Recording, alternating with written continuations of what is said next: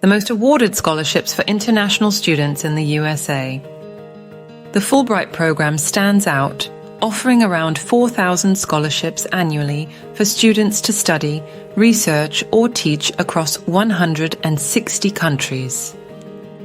Yale University follows suit, providing fully funded scholarships with an average need-based award exceeding $50,000. For professionals aiming to enhance their leadership skills, the Hubert H. Humphrey Fellowship Program offers a year of professional enrichment in the U.S., covering all expenses. Institutions like the University of Miami and Berea College offer comprehensive financial support, with the latter covering 100% of tuition and living costs for the first year. Amherst College and Clark University are also in the mix, tailoring need-based aid and full scholarships to meet the financial needs of international scholars.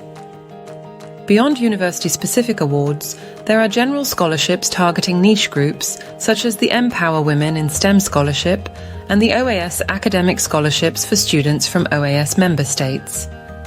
Each scholarship comes with its own set of application intricacies and eligibility requirements. It's crucial for aspirants to meticulously research and understand these details to seize the opportunity that best aligns with their academic ambitions and financial needs.